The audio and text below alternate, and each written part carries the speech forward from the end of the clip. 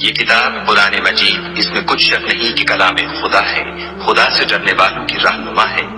جو غیب پر ایمان لاتے اور آداب کے ساتھ نماز پڑھتے اور جو کچھ ہم نے ان کو عطا فرمایا ہے اس میں سے خرچ کرتے ہیں،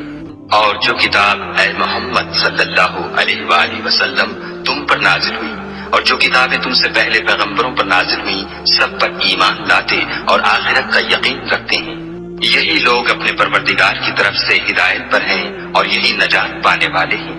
جو لوگ کافر ہیں انہیں تم نصیحت کرو یا نہ کرو ان کے لیے برابر ہے، وہ ایمان نہیں لانے گے۔ خدا نے ان کے دلوں اور کانوں پر مہر لگا رکھی ہے اور ان کی آنکھوں پر پردہ پڑا ہوا ہے اور ان کے لیے بڑا عذاب تیار ہے۔ اور بعض لوگ ایسے ہیں جو کہتے ہیں کہ ہم خدا پر اور روز آخرت پر ایمان رکھتے ہیں، حالانکہ وہ ایمان نہیں رکھتے۔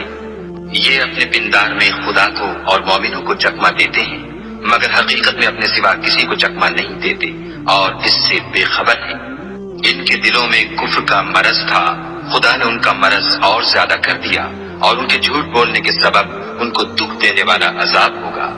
اور جب ان سے کہا جاتا ہے کہ زمین میں فساد نہ ڈالو تو کہتے ہیں ہم تو اصلاح کرنے والے ہیں، دیکھو یہ بلا شبہ مفسد ہیں لیکن خبر نہیں رکھتے۔